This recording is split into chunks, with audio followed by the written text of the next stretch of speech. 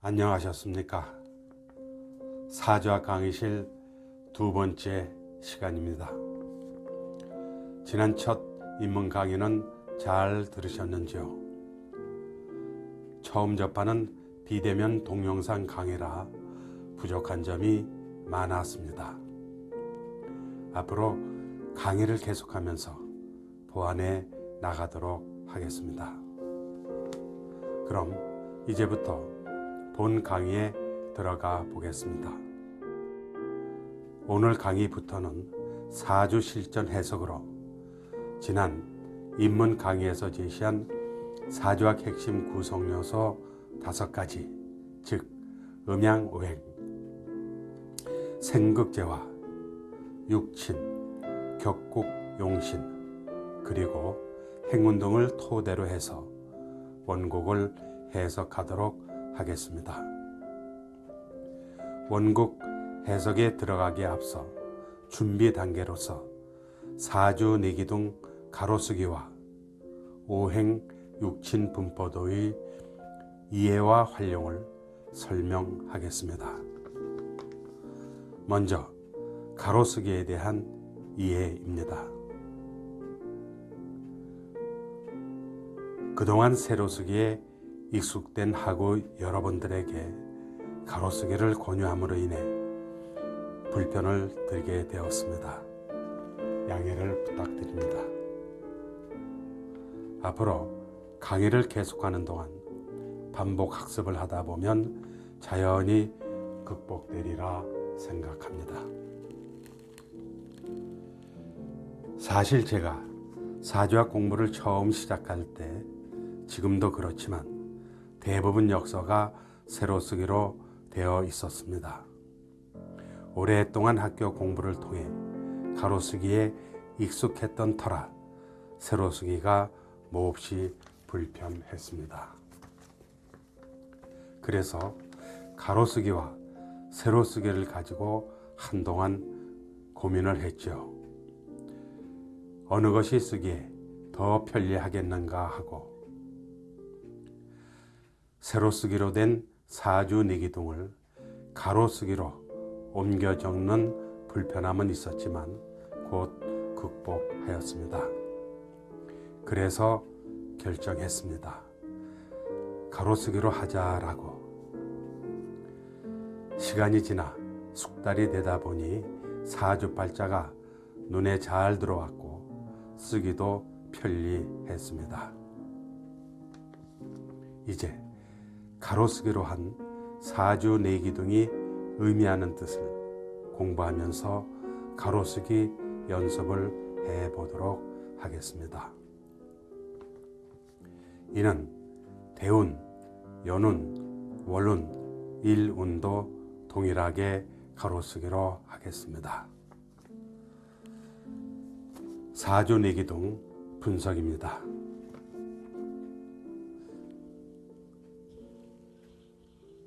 병술년, 경인월, 경오일, 경진시, 연주, 월주, 일주, 시주,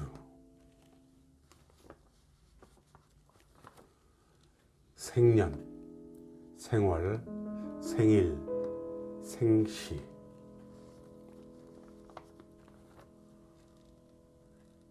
조상궁, 부모궁, 본인, 나의 궁, 배우자궁, 자식궁, 10대, 20대, 40대, 60대 이후, 초년기, 청년기, 중년기, 장년기 또는 말년기, 과거, 현재, 미래. 이렇게 가로쓰기 연습을 위해 사주 내기둥이 의미하는 뜻을 살펴보았습니다. 다음은 오행육친 분포도의 이해와 활용입니다. 이 분포도는 핵심 구성 요소인 음양오행, 생극재화, 육친, 격국, 용신, 행운 등을 분별하기 위한 지표로서 신강약 구분과 원국에서 파악하기 어려운 오행의 흐름을 참고할 수 있으며 분별력에 도움을 주고 이를 통해 이해력이 빨라짐을 알 수 있습니다. 이제 활용 방법을 설명하겠습니다. 옆에 적어놓은 사주팔자에서 오행의 숫자와 오행을 분포도로 옮겨 적습니다. 일간 경금을 기준으로 해서 금부터 시작을 합니다. 금, 수, 목, 화, 토 시계 방향으로 적도록 하시고 오행의 숫자를 원고에서 옮겨 적습니다. 금이 3개, 물은 없고 나무는 임목 하나, 화는 병화오화 2개, 토, 흙은 술토진토 2개. 그 다음 오행을 적습니다. 금. 그 다음에 나무, 임목. 그 다음 화, 병화, 오화. 그 다음에 토, 술토, 진토.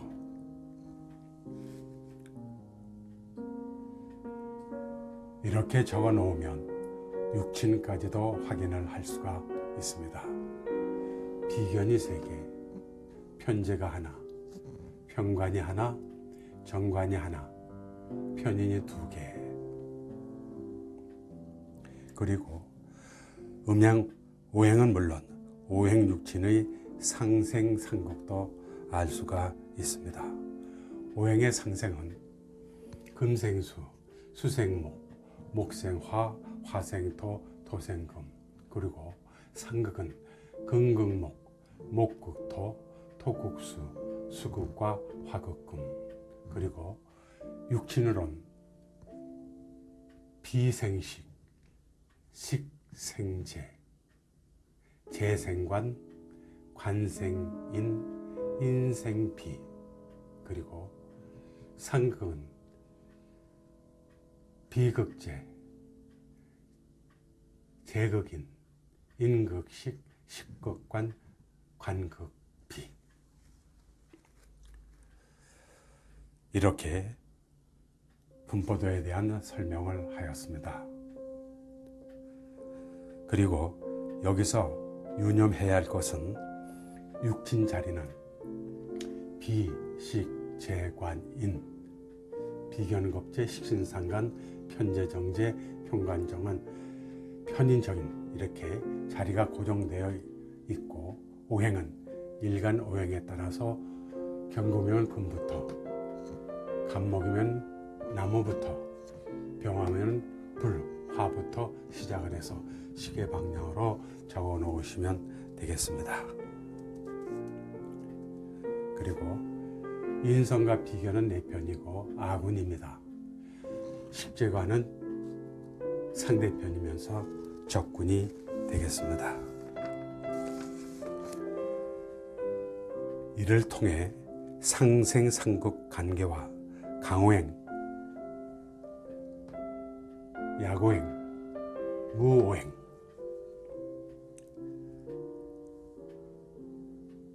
강약의 구분을 알 수 있고, 인성과 비겁 숫자가 많으면은 신강, 식재관이 많으면은 신약.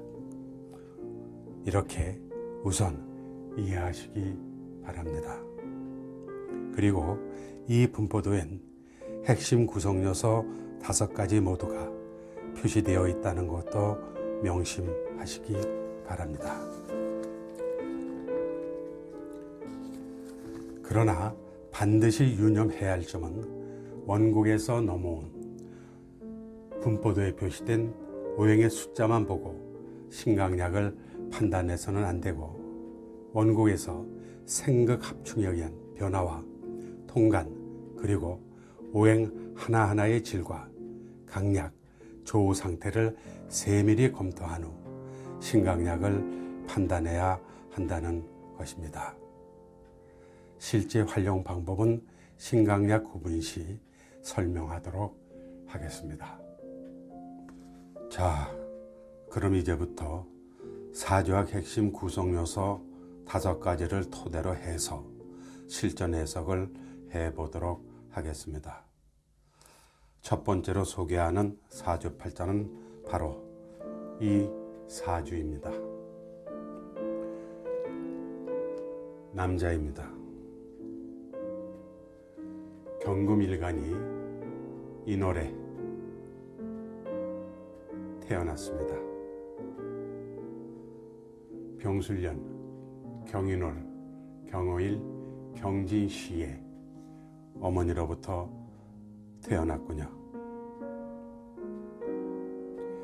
인월 새이면 입춘 지나 경칩전 봄 기운이 돌아 개구리가 세상에 나오려고 워밍업을 할 때입니다.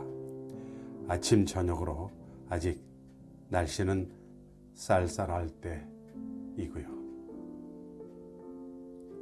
그럼 먼저 음양 오행을 확인하겠습니다.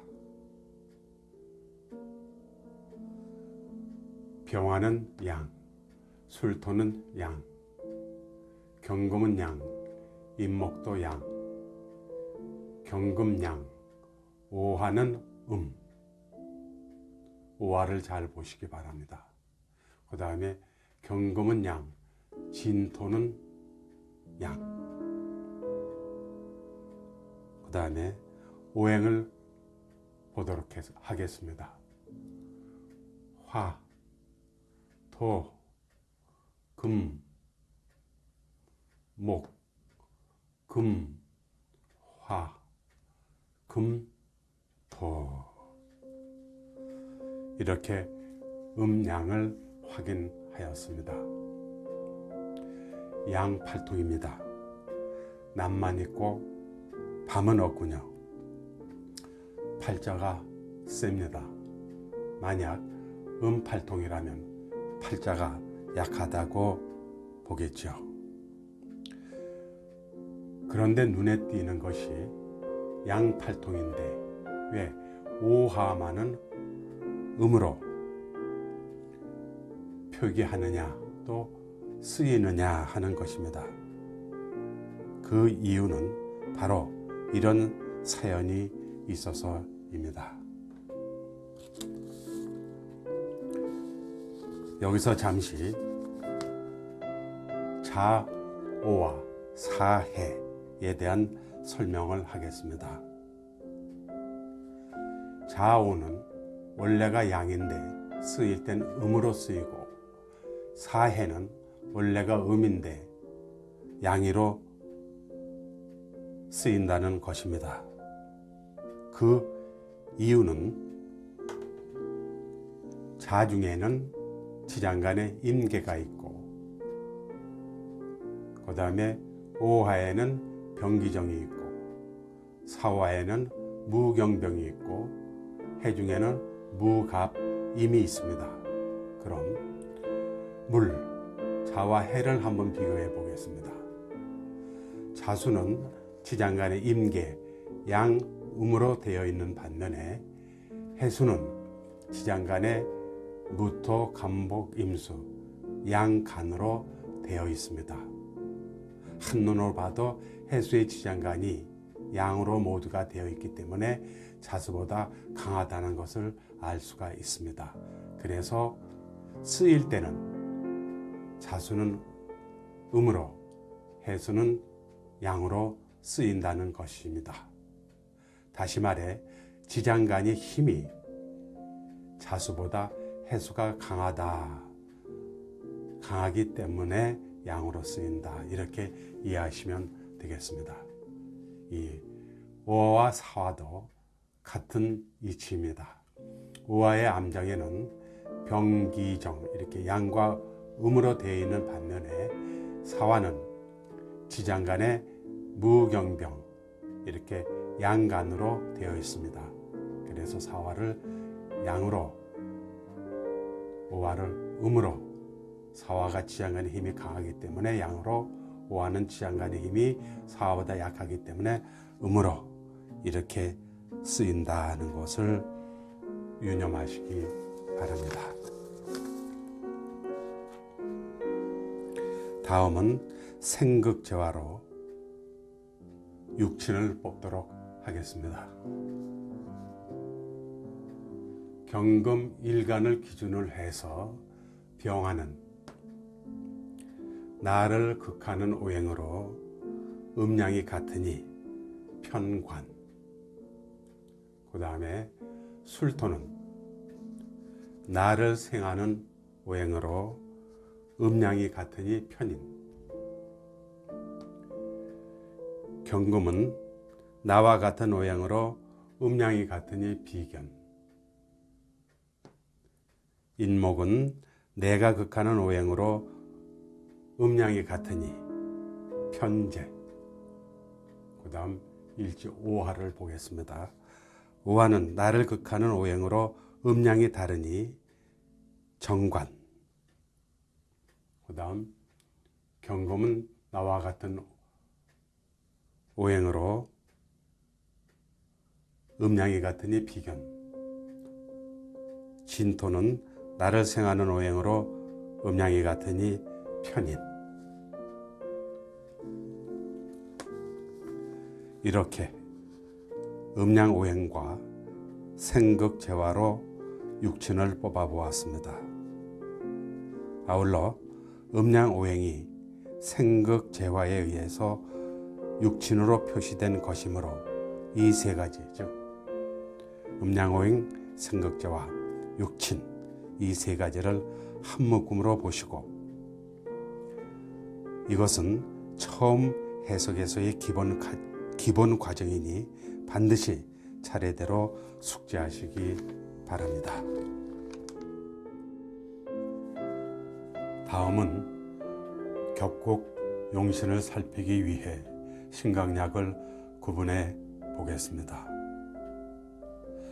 앞에서도 언급했지만 다시 한번 강조하겠습니다. 신강약 구분은 격국 용신을 찾기 위한 작업으로서 절대로 분포도에 표시된 오행의 숫자만 보고 신강약 구분을 해서는 안 됩니다. 원국에서 각 오행의 많고 적음과 질 그리고 생극 합충으로 변화된 오행을 본 다음 억부로 강약을 살피고 통관 상태와 조우를 살펴 용신을 정해야 합니다. 그리고 득령, 득지, 득세와 실령, 실지, 실세도 확인해야 합니다. 신강약 구분입니다. 먼저 일간 오행을 확인하고 인성과 비겁을 체크한 다음 월령을 봅니다. 경금이 인월에 태어나 신령을 했습니다. 여기서 신령을 했을 때에는 혹시 신약이 아닌가 하고 의심도 한번 해보시기 바랍니다. 다음은 내 편인 인성과 비겁 그리고 상대편인 식재관 오행의 숫자를 분포도로 옮겨 적습니다. 비견이 3개, 경금 3개, 인성이 2개, 술토와 진토, 식상은 없고 재성은 임목 하나, 관성은 병화와 오화 2개입니다. 이렇게 분포도에 표시를 하면 되겠습니다.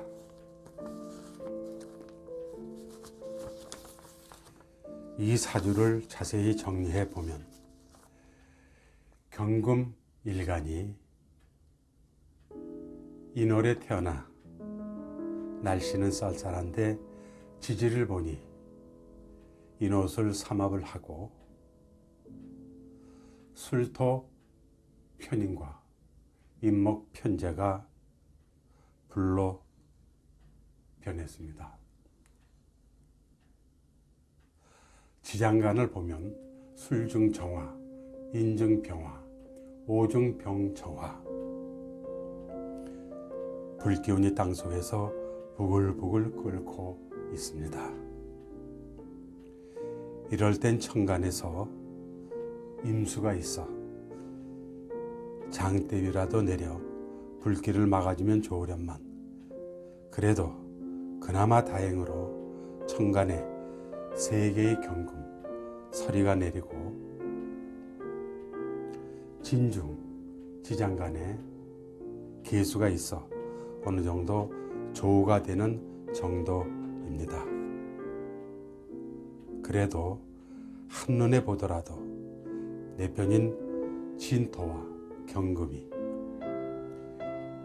강한 불과 대조해 볼 때 밀리는 형상입니다. 그리고 경금 일간을 기준에 술토는 실세를 했고 월지는 실령을 했고 일지로는 실지를 했습니다. 겨우 시지에 진토로부터 득세를 하고 있는 그런 현상입니다. 억부로 보나 저우로 보나 신약이 분명하다고 보겠습니다. 화가 강하고 토금이 약하다. 이 사주에서 분포도로만 보면 인성과 비겁이 5개이기 때문에 신강사주 같지만 인옷을 삼합을 함으로 인해 신약사주가 된 예가 되겠습니다.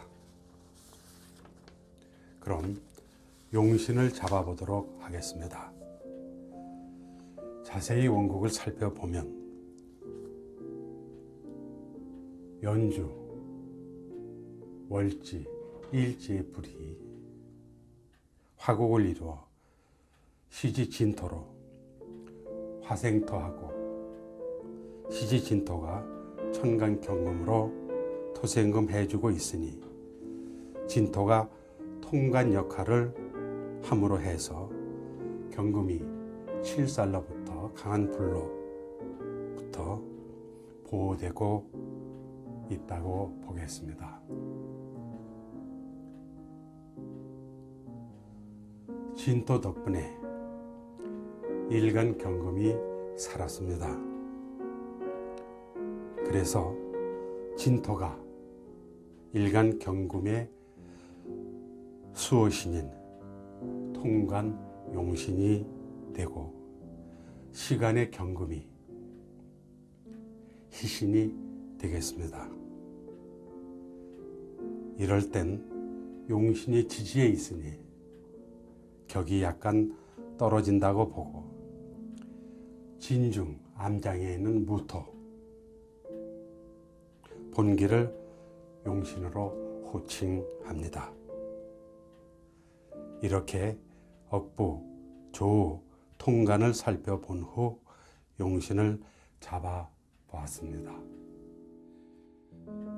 여기서 시지에 놓여 있는 용신, 진토에 대해 좀 더 설명해 보도록 하겠습니다. 이 진토는 양토요, 물을 저장하고 있는 습토이며 황야의 흙으로서 이 강한 불을 흡수할 수 있습니다. 만약 진시생이 아니고 미시나 술시나 축시생이면 어떤 팔자의 형성으로 변하는가? 이 개미시와 병술시, 정축시는 경호일주에 태어난 통간용신 토를 기준한 시간을 뽑은 것입니다. 미시와 술시는 조토로서 이 화의 이론이라 불기운에 휩싸여 토가 날아가 버려 통간 역할을 못해 강한 칠살 이 화기운이 화급금 함으로써 서로 싸우게 되는 형국이 되고 한마디로 장수는 고사하고 각종 질병, 사고, 구설수에 한 세상 살다가 갈 것이요. 대운에서 강한 화기운이 들어오면 황천객이 될 수도 있습니다. 그럼 축시생이라면 어떠한가? 축시는 축토로서 화생토 할 수 있다고 생각하겠지만 이 역시 천만의 말씀입니다. 축토는 음토요, 동토, 즉 언땅, 그리고 엷은 흙으로 이 강한 기운에 화기운에 그대로 말라버려 화다토조 또는 화다토초,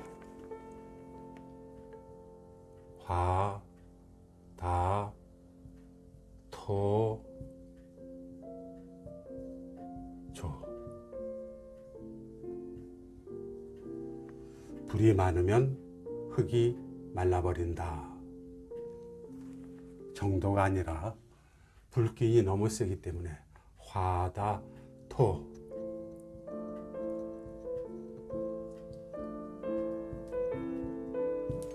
화다토초, 그야말로 그대로 무너져 내린다 라고 볼 수 있습니다.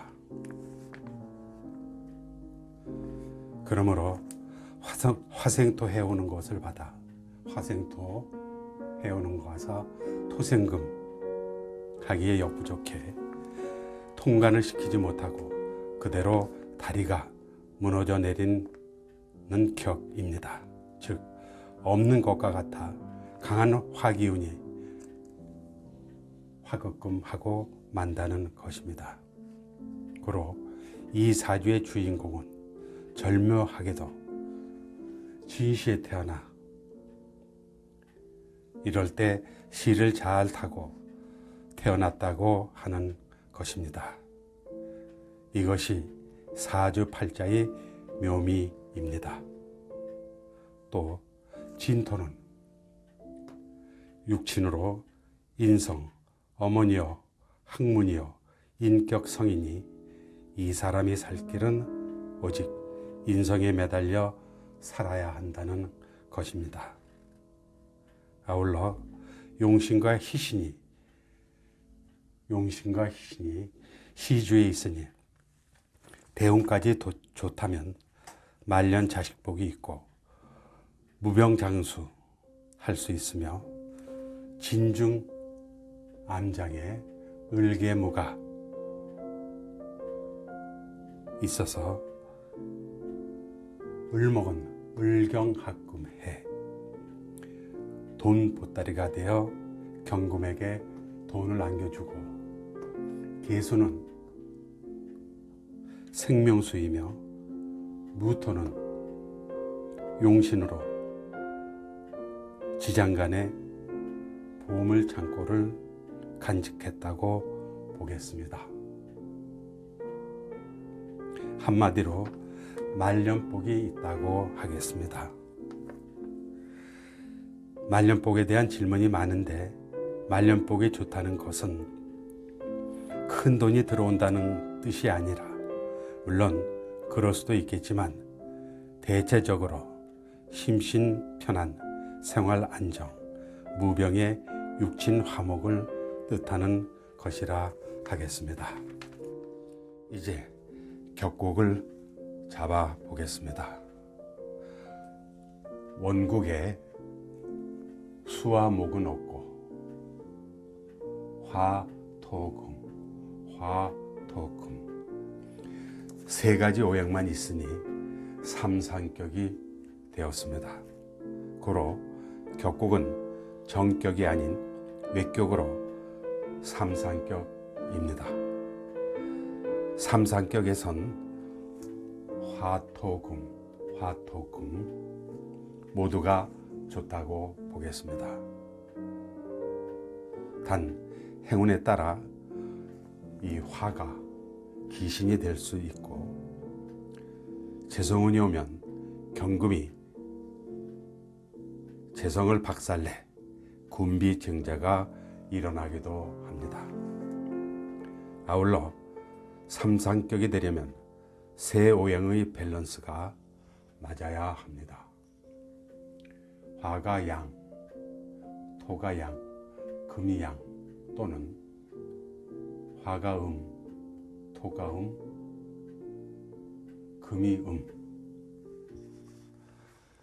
여기서 유념해야 할 것은 삼상격의 허화실인데, 좋은 운의 폭이 넓어 좋은 점은 있지만 육친적으로는 부실한 면이 많다는 것입니다.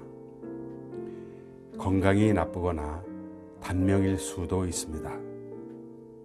그리고 이 사주의 좋은 점은 사주가 상생이 잘 되고 화생토, 토생금, 상극이 없고 신살이 없어 청하다고 보겠습니다. 그리고 지장간을 살펴보면 지장간 육친끼리 암합을 하고 있는데, 이는 해당 육친의 불륜을 의미하기도 합니다. 지장간 갑기 합 토를 보고 한 말입니다.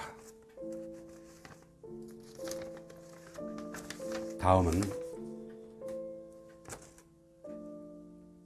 행운을 설명하도록 하겠습니다. 모든 운은 생극합충으로 행운에서 들어오는 오행에 따라 다르지만, 대체적으로 보면 이 사주에선 삼상격이라 화토금 운이 좋은데, 그중 양 오행 간지가 좋습니다. 자세히 살펴보면 화는 그냥 무난하고, 토는 용신이라 좋으며, 금은 희신이면서 조우가 되어 매우 좋으나, 재성운이 오면 식상이 없어 군겁쟁자가 일어나기도 합니다.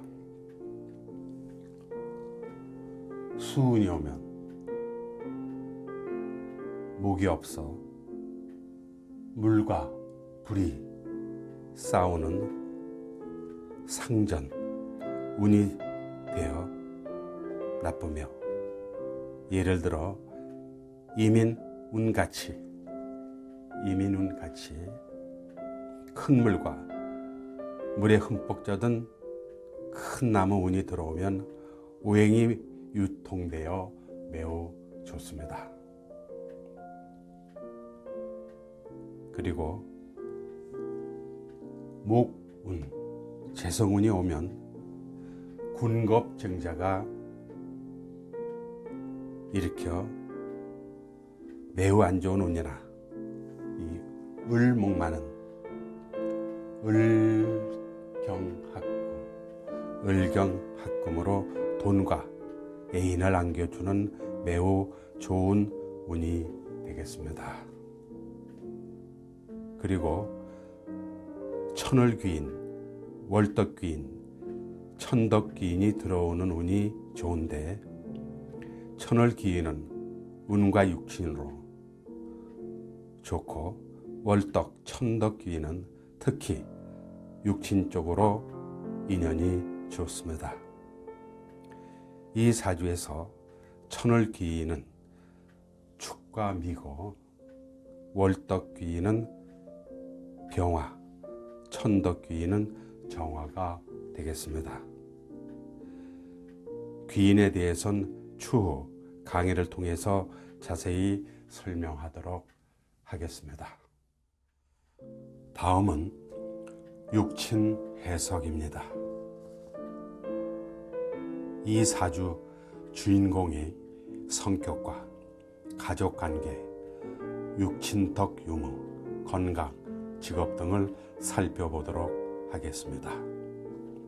먼저 성격입니다. 경금일간으로 자존심 하나 가지고 사는 사람입니다. 과감하고 희생성과 의리가 있고 돈 버는 데는 약하나 애정에는 순진합니다. 화다, 불이 많고 연주에 백호가 있고 시주에 괴강이 있어 기질이 매우 강합니다. 그리고 시지 진토가 화계로서 용신이라 종교적 심성이 깊고 일지 도화에 욕지에 앉아 있어 이성에 대한 호감과 감성에 민감합니다. 그럼 가족관계와 육친덕 유무를 보겠습니다. 먼저 부모입니다. 연주를 비롯해서 월지, 일지가 화국을 이루고 있고 부모궁 그리고 인목 편제와 인성 술토 모두가 불 속에 있어 부모가 화상을 입을 수 있고 본인은 조실 부모의 부모덕이 없다고 보겠습니다. 배우자를 보겠습니다. 일지가 화곡에 있고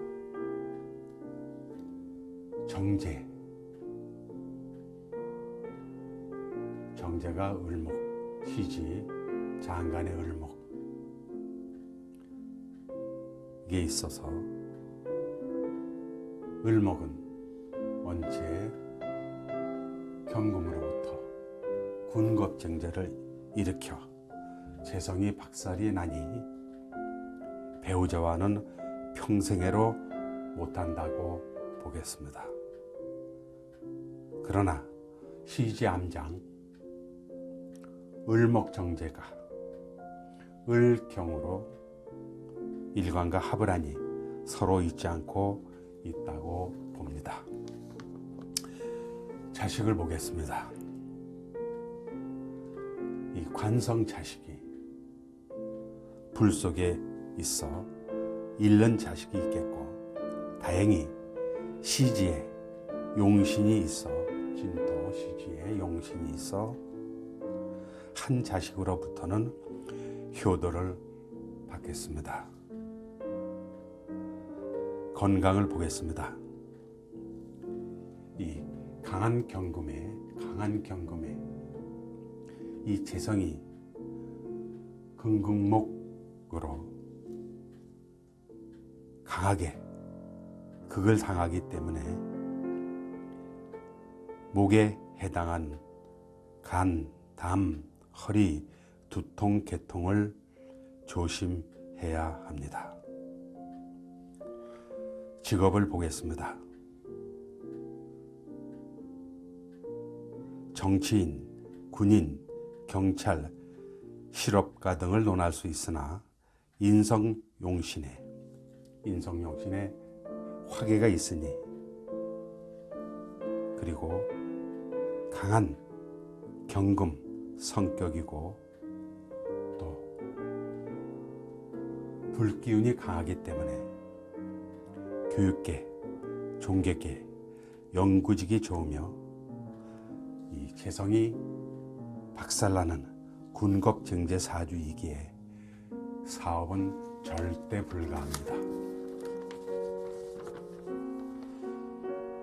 지금까지 사주학 핵심 구성 요소 5가지를 토대로 해서 원곡을 해석해 보았습니다. 다음 강의에서는 본 사주를 가지고 자연적, 물상적, 전쟁물로 형상화해 강의하도록 하겠습니다. 수고하셨습니다.